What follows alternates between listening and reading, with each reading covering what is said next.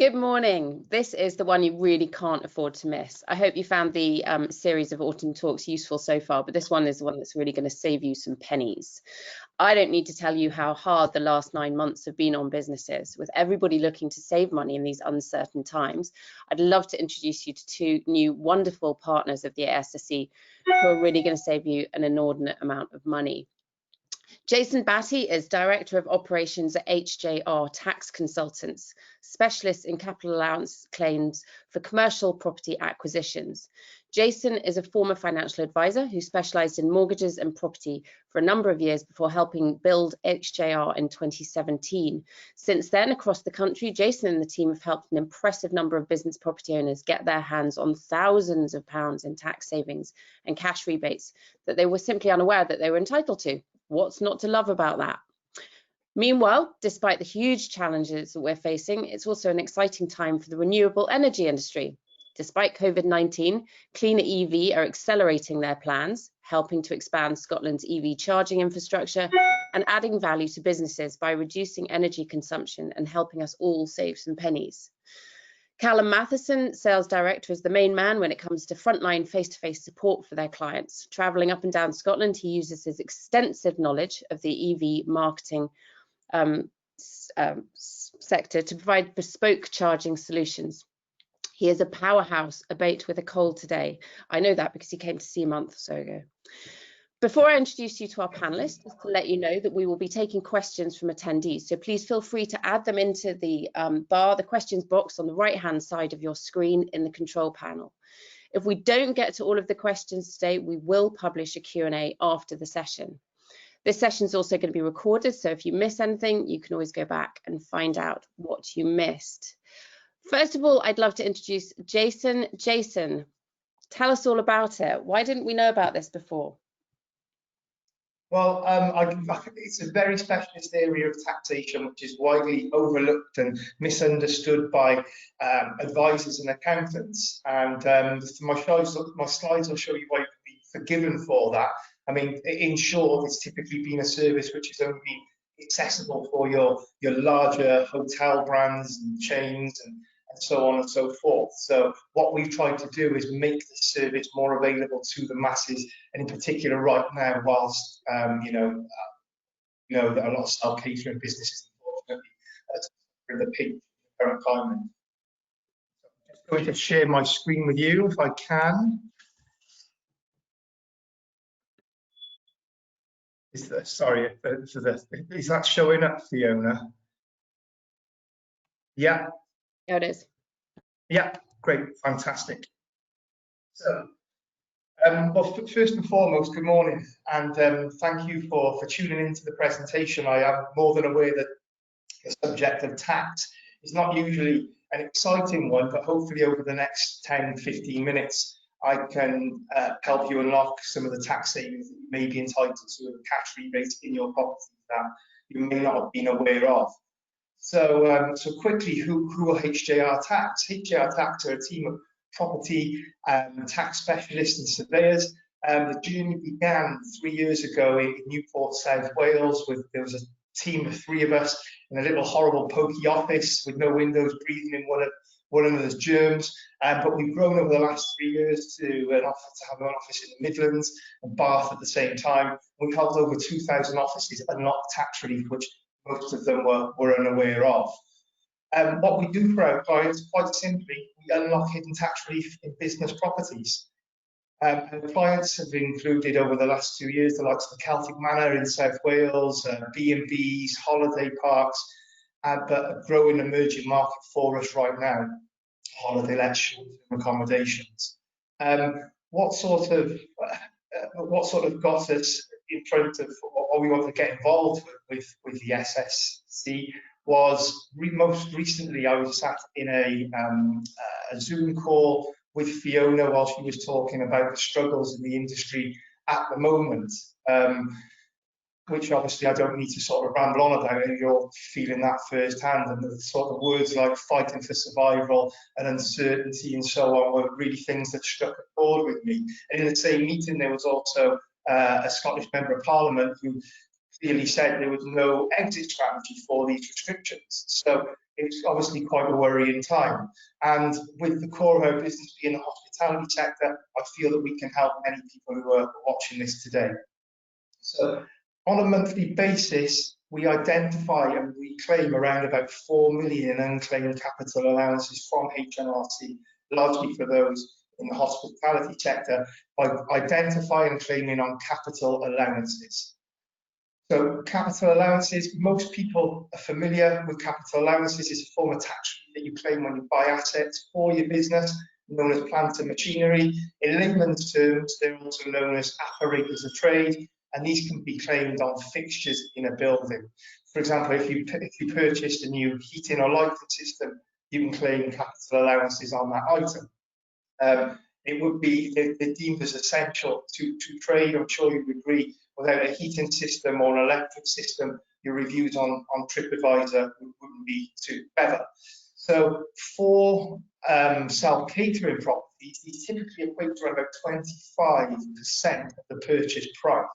So these fixtures equate to 25% of the purchase price. Now, a fixture to find a plant and machinery which is installed or otherwise fixed to a building in terms of description of landing laws to become a building or other land. So that's the sort of jargon side of it. But the best kept secret is that when you purchased these properties for the business, you're entitled to claim tax relief on the fixtures that were in the building at the time. So I'll repeat that. When you purchased that property, fixtures that were in the building at the time, you were entitled to claim tax relief on. And these include things like the heating system, the electric system, the ventilation system, bathrooms, fire alarms, carpets, so on and so forth. And as I say, this typically equates, these fixtures, they typically equate to around about 25% of the purchase price of the property. Now, this is widely overlooked and misunderstood, as I mentioned at the start. These fixtures can be claimed on even if the property was previously purchased as a residential property, even if the property was purchased a long time ago, and even if the fixtures that were in that building upon acquisition have been repaired or replaced. So down to the numbers, how much can you save? So typically, for a company, if you purchased a property for £400,000, my slide's kind of a little bit funny there. If you purchased a property for £400,000, you would be entitled to. Oh, I've lost my screen. Sorry, Fiona, can you still see my screen on here? We can still see it. You can see it, but I can't. Okay. I'm freestyling a little bit in that case. So a little bit of a show screen. Hang on.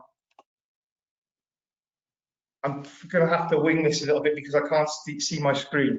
But for a typical, if it's owned by a company and it was purchased for £400,000, we would expect to identify around about 25% qualifying fixtures in that property, which for a basic rate for a company, that would be around £20,000 in future tax savings that you're entitled to. I really could do with my screen here. I'm afraid to say I've lost it. Is there any way you could point me in the right direction, Fiona? People can that.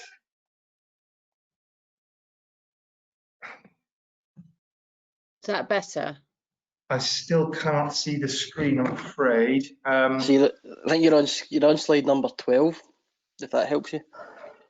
Thanks for that, Callum. How do I? Sharing is on.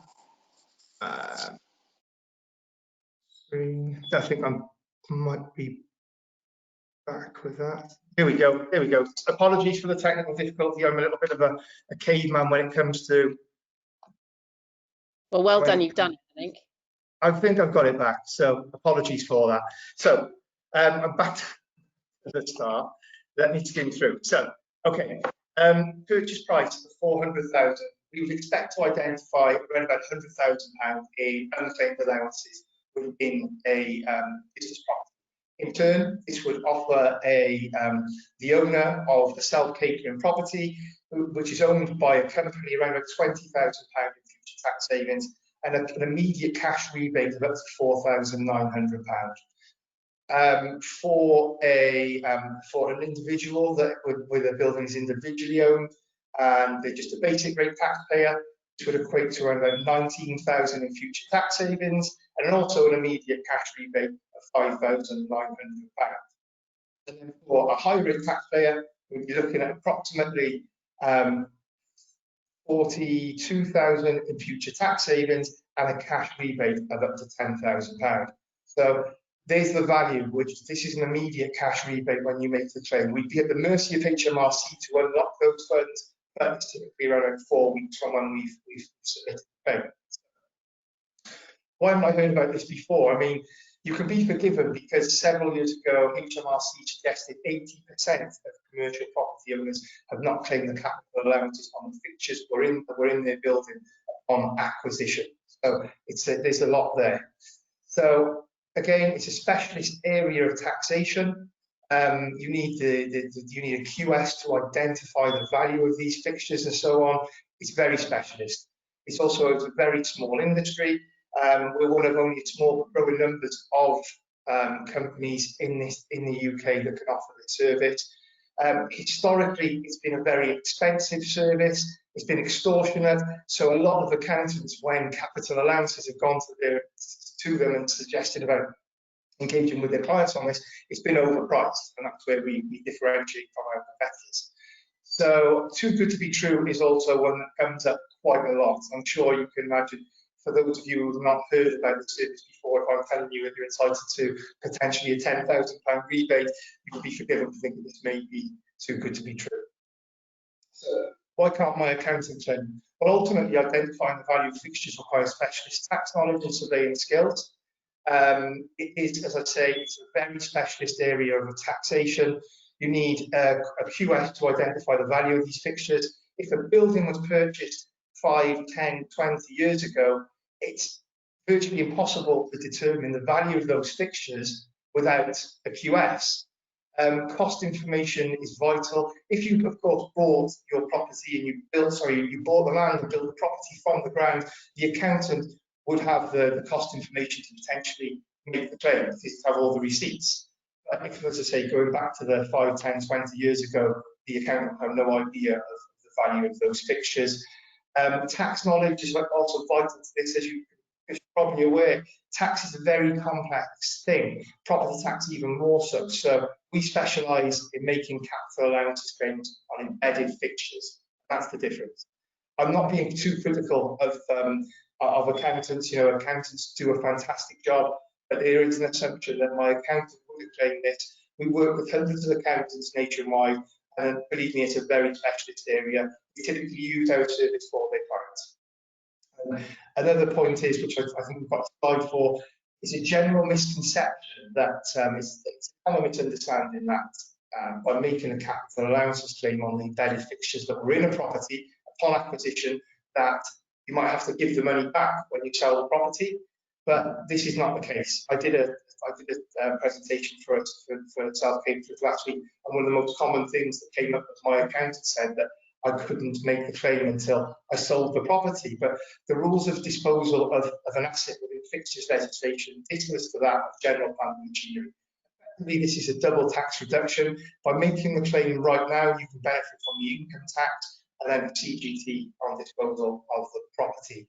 It is a minefield, it is a complex area of taxation. You don't need to get bogged down with that. Here is a snippet of a page from one of our reports, which are fully compliant with HMRC, which break down of the values of all the fixtures. To be honest with you, it gives me a little bit of a headache, but this is what our tax guys do, and this is what we have 100% success rate in agreeing with HMRC and with our claims. And so who can claim? Well, first and foremost, you need to own the business, you need to own the property yourself.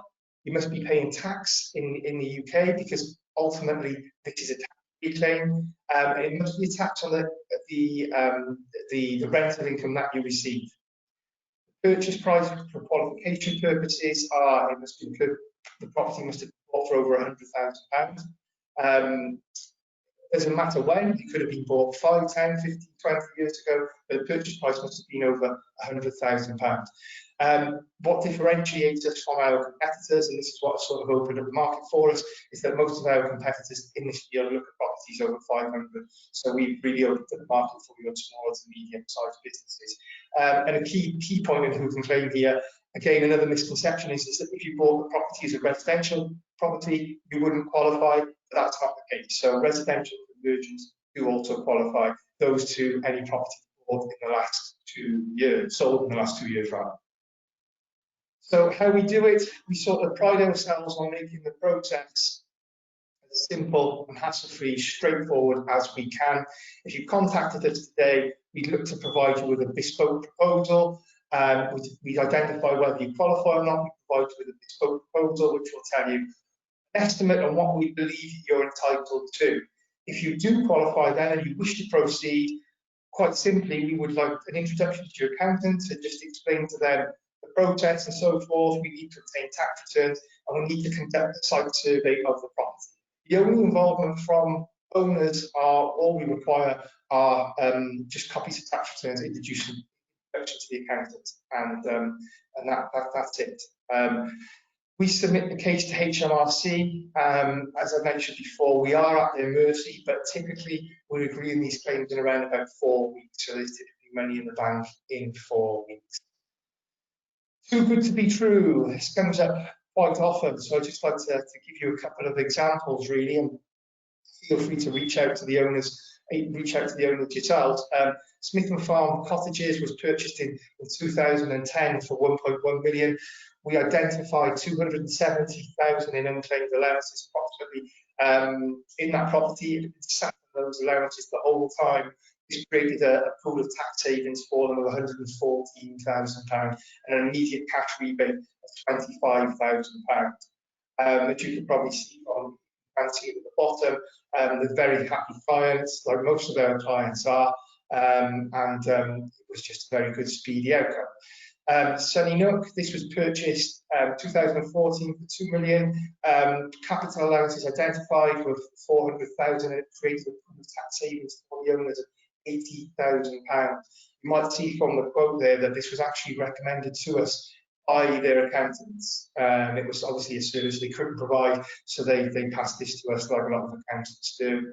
Again, Beachmount Holiday Apartments purchased for 350. Capital allowances 92,000 were identified. It sat on all these allowances since 2002, and it produced future tax savings of 26,000 and immediate cash rebate of 6,000.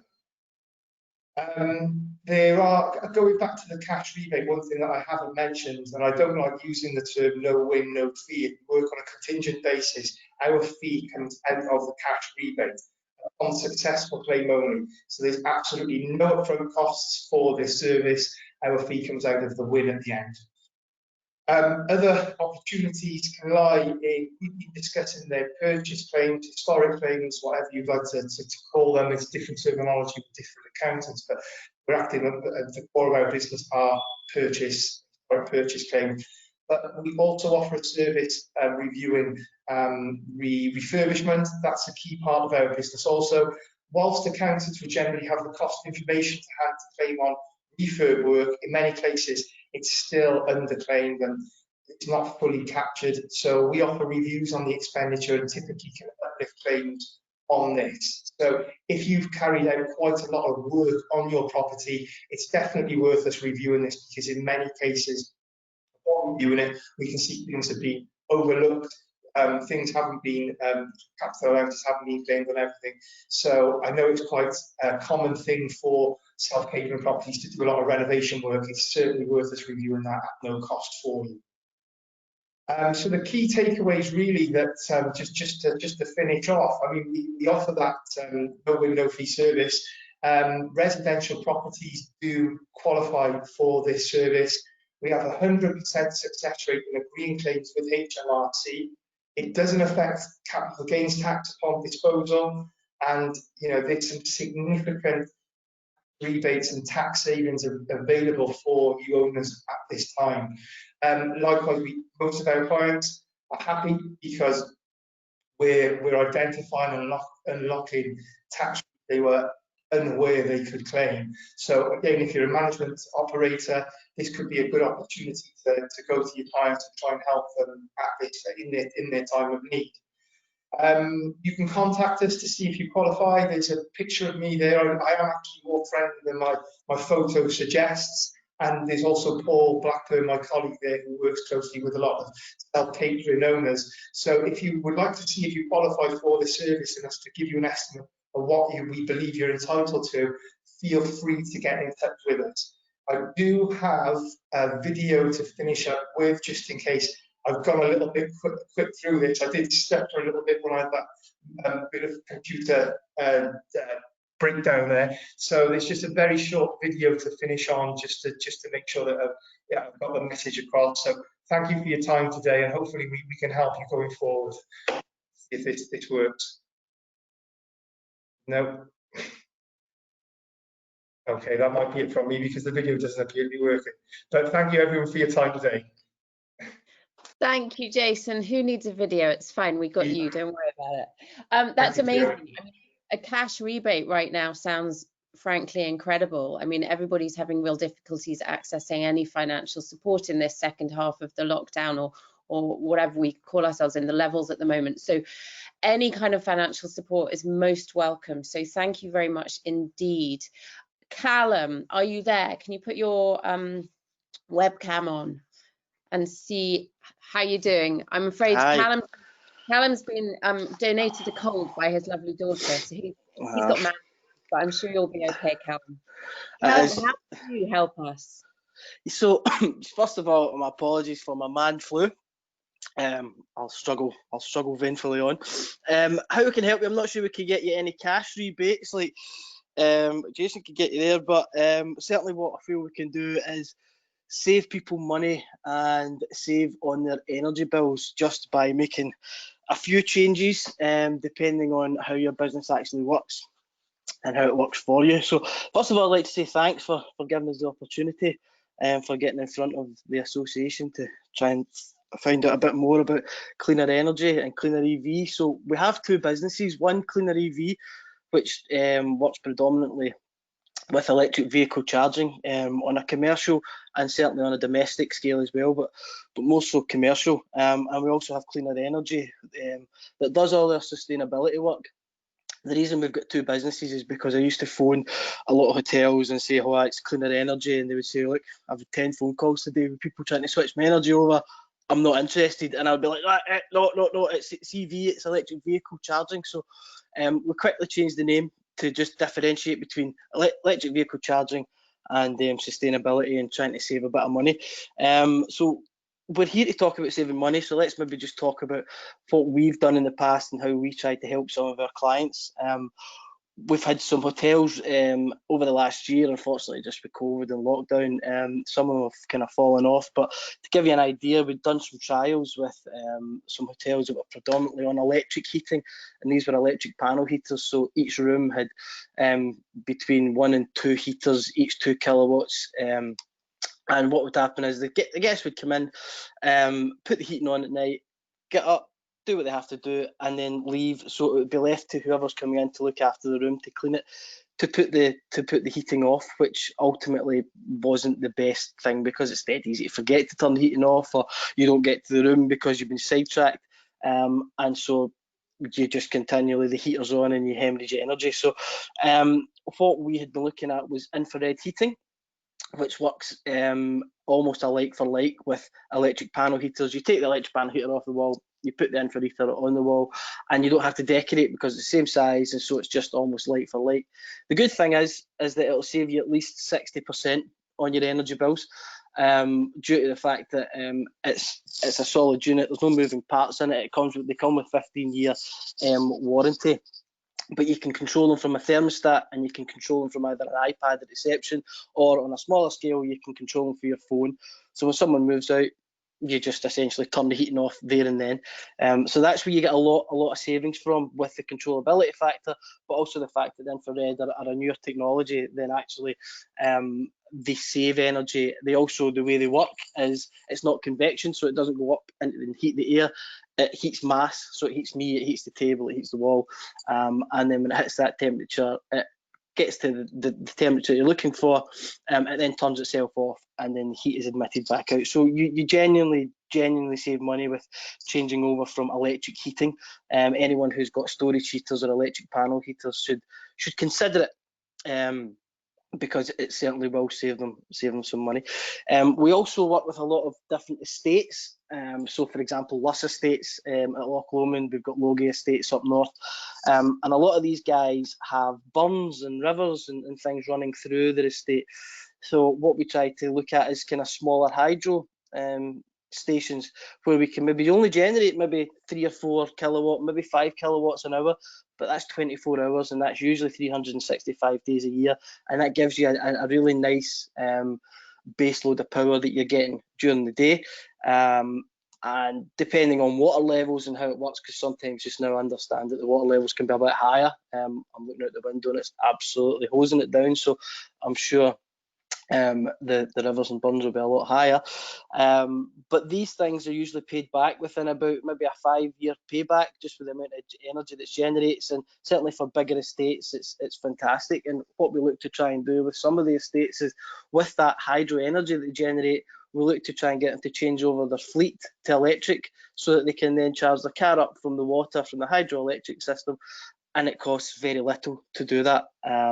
Especially when they're looking at changing their fleet over, they don't have the maintenance costs, they don't have the MOTs, they don't have the tax, they don't have the fuel, so it starts to stack up. And if you've got an ability to be able to generate energy on site, then the hydro is really a fantastic thing to look at.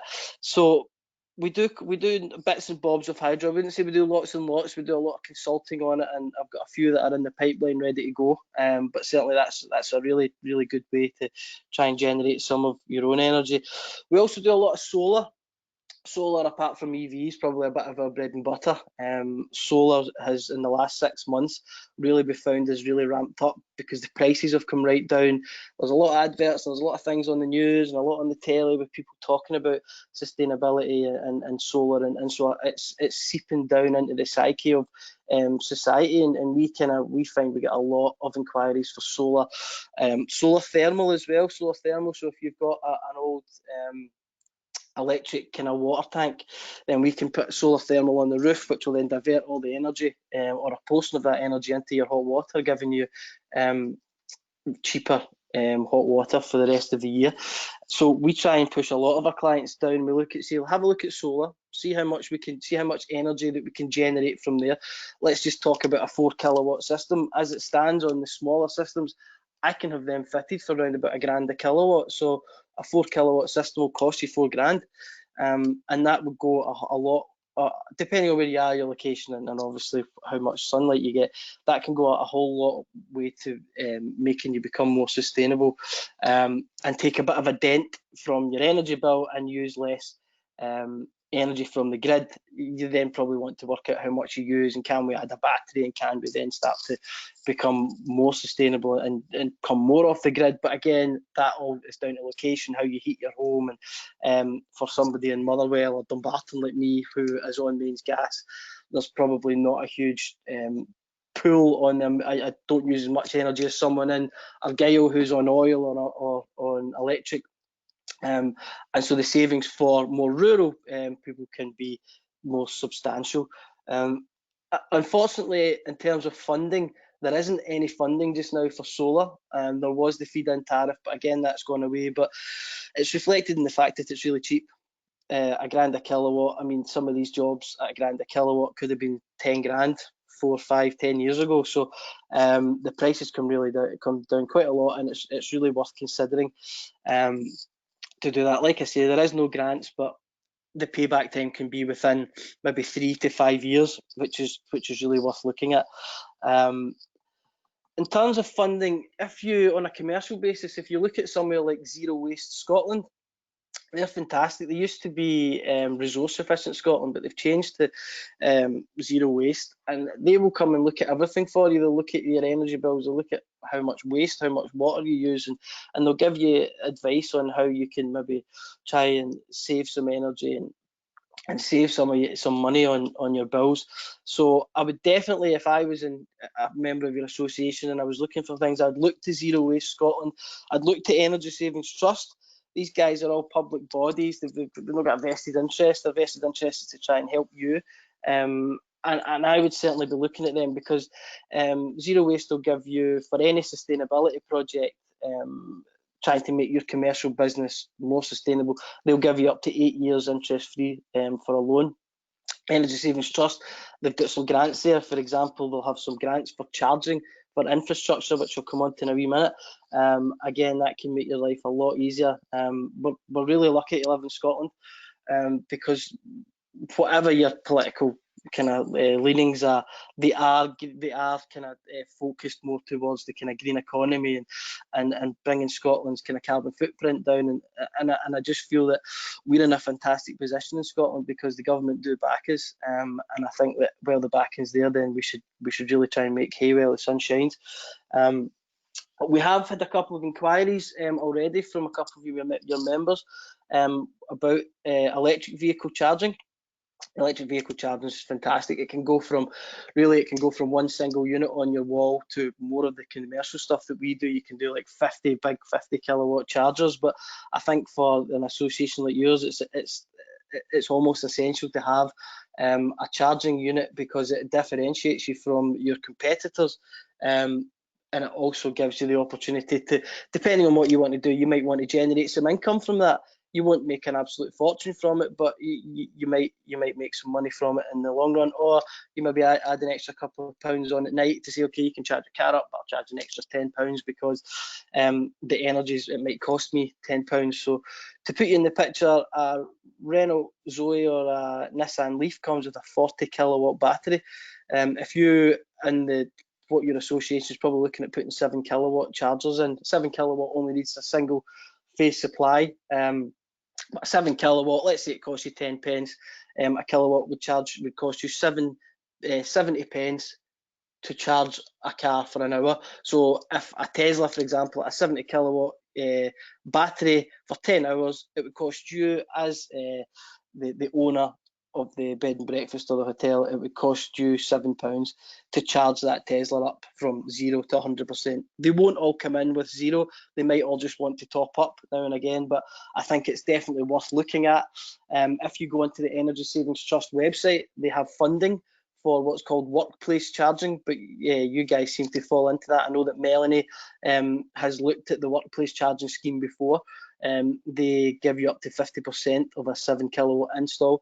They also, if you have bigger car parks in public areas, they will fund public charging. So that's up to like £18,000 for them to come and put charging units in your car parks, which will encourage the public to come and charge at your car park, which means you can maybe sell teas and coffees and start to generate income that way. So there's loads of different things that you can do, especially on the charging, but I feel that EV charging and solar kind of go hand in hand. If you are prepared to help people charge their car and almost have these guilt-free holidays, I know it's probably a bit of a sales speech, but you know, there are people who want to drive from their home in their electric car to a property that has green credentials, and they want to go to the next one that has green credentials, and they can get home after a week or a fortnight and say, I had a very small carbon footprint as I was driving around Scotland.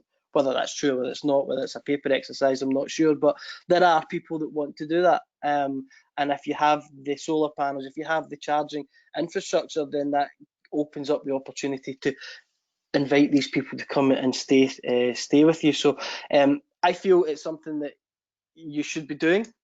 It's up to yourselves whether you take it up, but we're certainly here to help facilitate that. From Craig's my business partner. His kind of background is a lot of commercial solar and saving money for bigger companies. So what we've done is in the last kind of 2 years, in our business, we've tried to take what he's learned and take what I've learned from the insulation background. And I've got a background in trying to help people from fuel poverty. I used to be in a position where I used to have to decide whether you were putting money in the electric meter or you were eating, and I never want. It breaks my heart that people have to do that, and I've been involved in that for a few years now. And this is what we try and do. We try and take everything that we've gained from our kind of previous experiences and bring it with cleaner EV and cleaner energy, and we seem to be doing well. And we'd be keen to kind of roll this service out to the association. So if anyone's got any questions, then feel free to kind of fire them over. And if we can't answer them today, then we'll certainly come back to you. But I think I've kind of covered everything that I really want to cover. My apologies for being a bit sniffly, and I was trying to get Craig to do this, but he was otherwise engaged. So if I have missed anything, I'm sorry. If there are any questions you need to kind of find out, feel free to ask, and I'll do my best to answer them. Thank you, Callum. You did brilliantly. No Thank snuff. I've got 2 4-kilowatt solar systems, which I think is not only good in terms of responsible and sustainable tourism, but also provides some really welcome income. And actually this year, of all years, with the weather not today, the weather earlier this year, it really has been incredible, the income that we've generated just from our roofs and the sunshine. It's fantastic. I also think that electric vehicle charging is definitely the way forwards in terms of, again, underpinning that sustainability for the whole country, but also if we can expand the EV infrastructure into the rural economy, that can only be a good thing, you know. And massive. It says if that differentiates you from your competitors, that's another Brucey bonus, I think. So I think so. We've had quite a few questions to both of you. Callum, just to you first. Do you do anything with air heat systems? Yes, so air source heat pumps are fantastic in new build properties. I would kind of qualify that with air source heat pumps, it's all about insulation, insulate. And once you've insulated to the max, then air source is fantastic.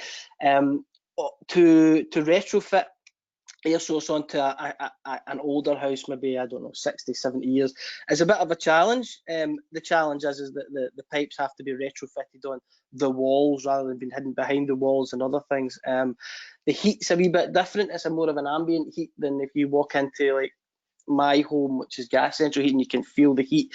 You don't always kind of feel it the same, but they're certainly fantastic. They will save you a lot of money, and if your house is insulated very well, they are absolutely brilliant. They will save a fortune. Once you get used to the different type of heat, once you get used to that, you'll never be roasting, but you'll never be cold. You'll just always be a nice temperature. And unfortunately, gone are the days of hanging your towels on the radiator when it comes to air source. Those days are gone, I'm afraid. But air source is yes. So the air source is fantastic. The ground source is very good, and also there's funding available for these renewable heat systems. So there's an RHI which you can look into, which the government or whoever is funding it will pay you. You pay for it, and then they pay you over a certain amount of time the money back. And actually, they usually pay you more than what the install was. So there's funding available for air source and ground source, and they're worth doing.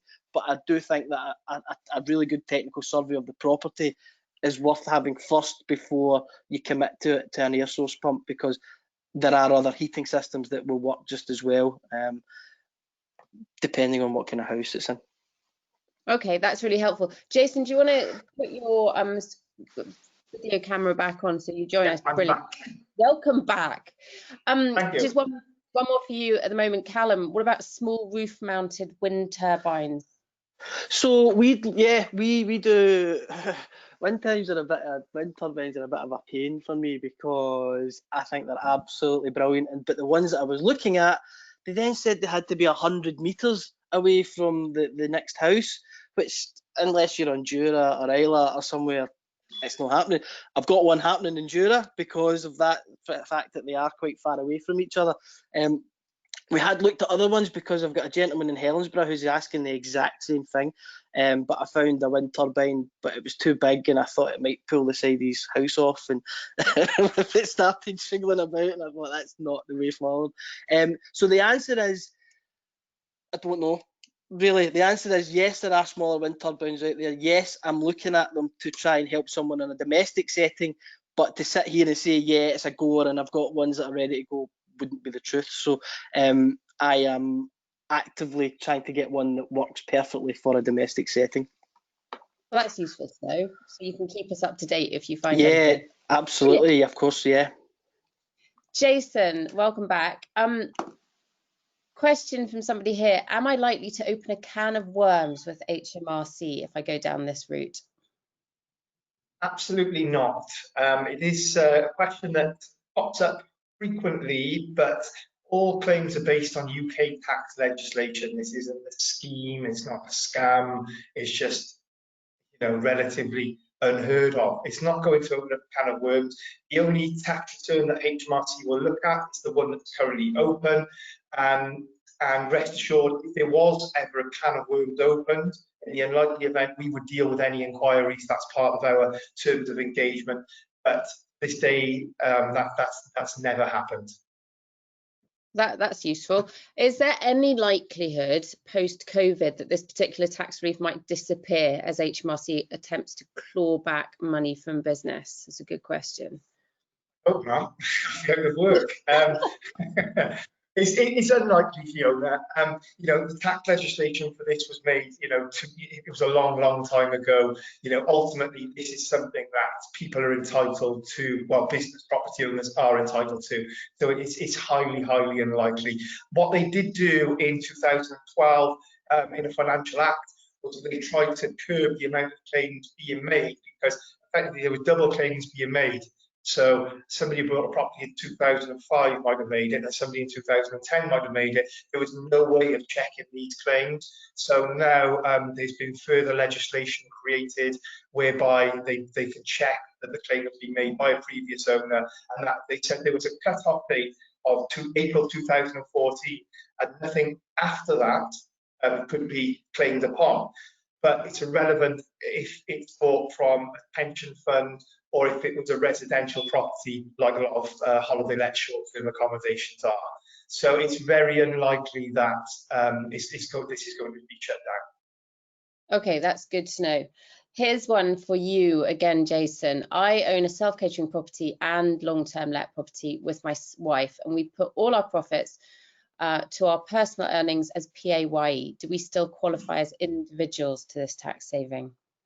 The long-term let would not qualify, unfortunately. However, the short-term let may qualify. What we'd like to check there is just to check the tax returns and see if anything was identified in the rental income side of it. It's irrelevant the PAYE side of it, but it needs to be something in that column. So we would just ask to review that. Okay, and also how detailed must invoices for refurbishments be to satisfy HMRC? Well, in terms of that, how detailed it is, it's based on just a reasonable apportionment in terms that they use. So, and there's no exact science. We would just take a look at all we would do the hard work. We would do the graft in looking at reviewing all the receipts, and then we would catch what needs to go where. So. It's easy for the client if they wish to provide us with the cost information, something we can review. Okay, this is good news. Callum, over to you. I've got a question here. The £1,000 per kilowatt installation cost that you quoted, is that for PV or for solar piping? No, so that'll be for the PV. Yeah. That'll be for the panels.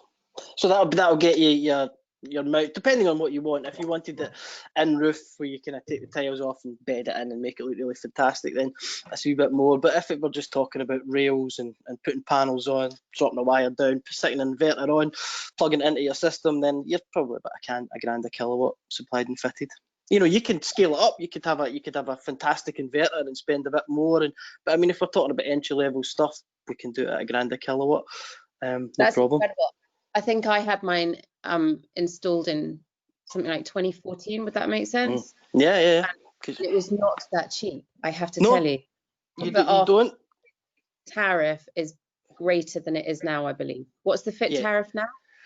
Well, it isn't. they took the fit away. So, Oh. for example, Luss Estates, who've got the big hydro system, they get something like 4p a kilowatt for putting it back into the grid. There's just no point in doing it for him because he doesn't generate enough income. So what he'll do is he'll put that energy generated from the water into his fleet for his vans and his cars, and he'll be charging his cars up at, well, what he would have got was 4p, but how we equate that, I'm not sure. But rather than getting 4p, he sticks that into his fleet.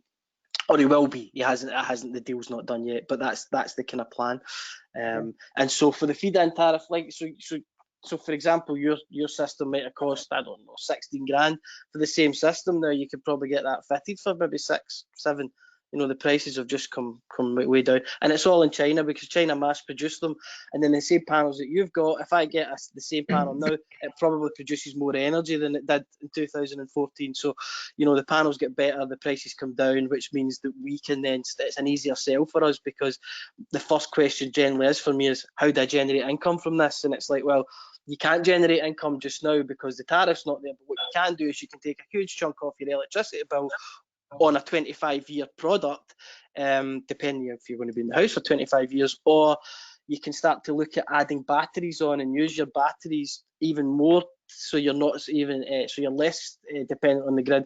Or you can go with a company like Social Energy, for example, and you can buy a Duracell battery, and any energy you put from solar into that battery gets traded all day, and you could maybe make between £1,000 to £1,800 a year, I think, just by that battery from your solar going into the battery. That just trades it. So, for example, when Coronation Street comes on and everyone sticks the kettle on, the price of energy is expensive. That's when that battery sells the energy. So you get your free energy from the sun, it sells it when Coronation Street comes on, and that's how you can generate some income rather than doing it without a feed-in tariff. See, this is just incredible knowledge, and I think we should all really start taking this on board and actually using our assets and our properties to generate some real proper income on top of our rental income. 100%.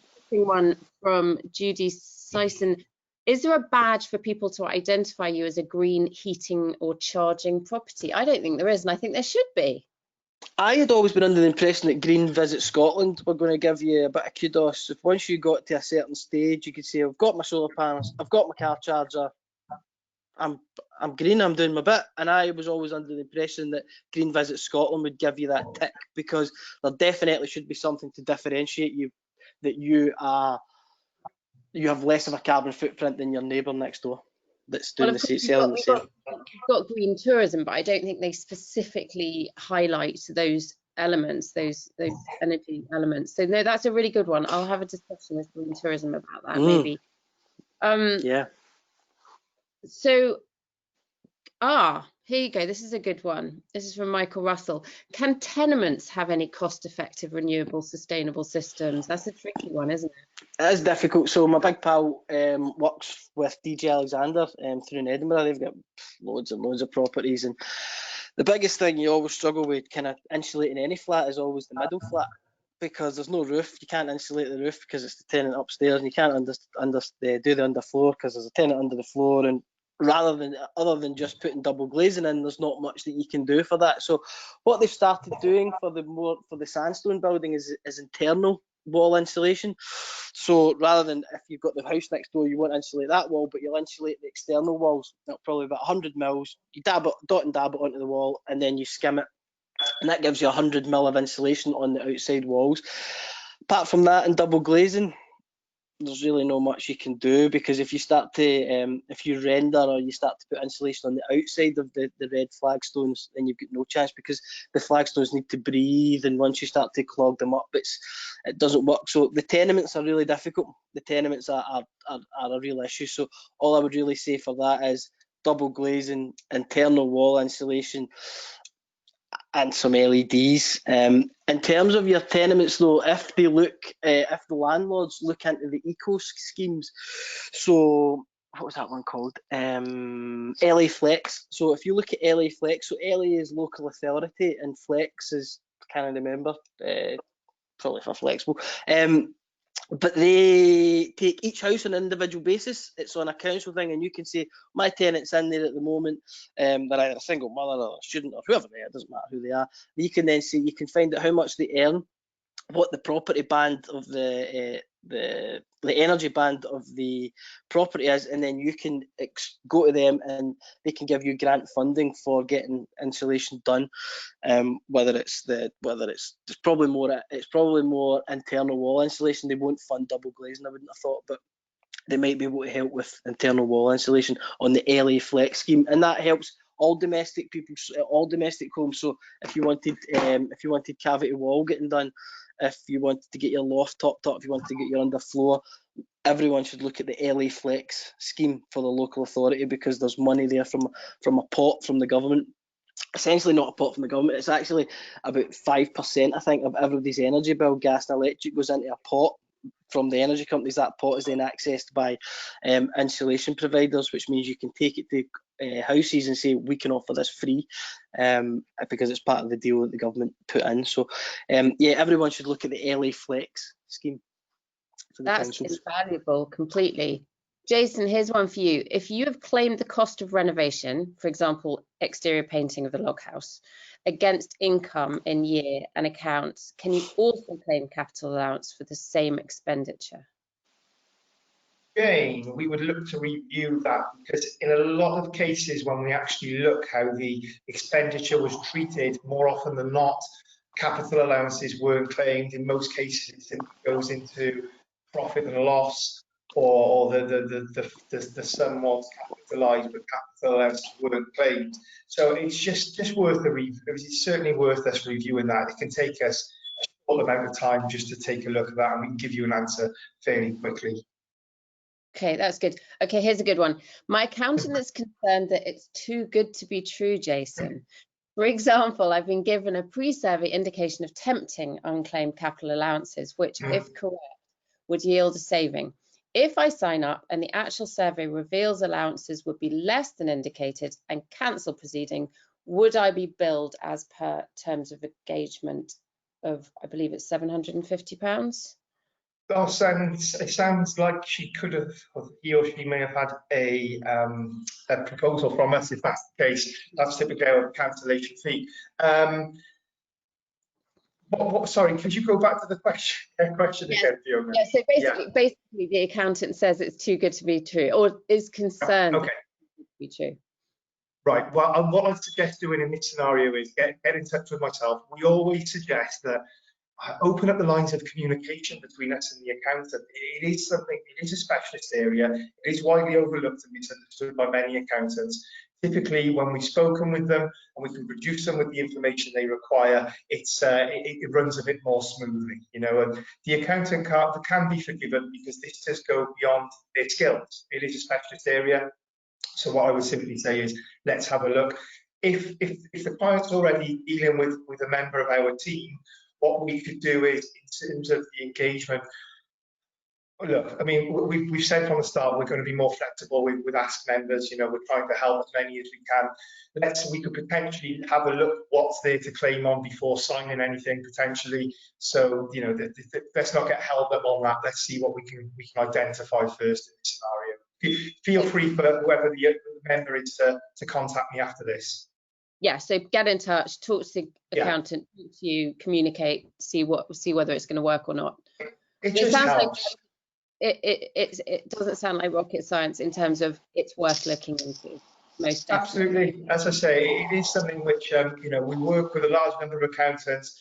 A lot of them refer their clients to us, but those who haven't heard of it, they can be forgiven. But let's just have a chat with them. That's the best way forward. Yeah. Okay. Going back to something we were just talking about, Callum, is there any merit in changing our current 14 solar PV panels to the new ones? They're about 12 years old, and they're getting the 43.5% kilowatt. Don't move a muscle. Stay still. Don't move. Yeah. I think I would concur with that, because mine are equally as old, but I'm on that 43 pence. They're guaranteed. Yeah, they should have at least 15 to 25 years warranty on them. I can't talk about the 2014s, but yeah, if it ain't broke, don't fix. 44 pence. Would bite your hand off. Oh wow, wow, that's a promised land. There you go. That was the one thing I did do right back in the day. So Callum, right, just to finish up here, what are the top 3 ways to conserve energy or cut costs? What would you go for? EV, solar panel, What would I LED? do? I would insulate my house and put LED lights in. That's what Yeah, I would do. I would insulate. Insulate's always the first port of call. Always insulate. It's usually the cheapest thing to do.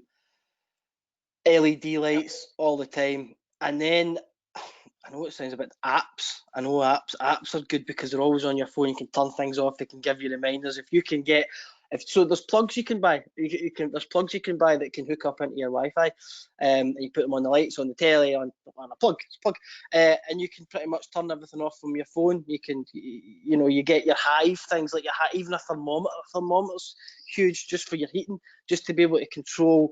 Be able to turn it down 3 degrees. That's going to save you energy. It's just being on top of things, having the technology, being aware, caring about it.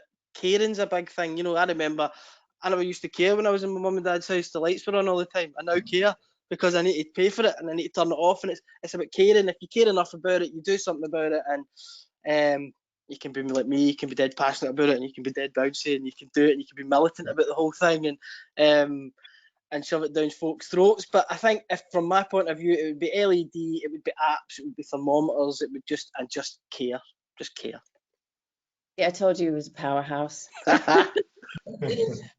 Thank you both. It's been so brilliant. I mean, these are things we probably, well, especially the sustainable piece. We all know that kind of is there, but it's actually really useful being able to discuss it with somebody on the ground that kind of disassembles it and gives it to us in a kind of easy to understand way. And Jason, really interesting, and I think so worth investigating for many of us on this call.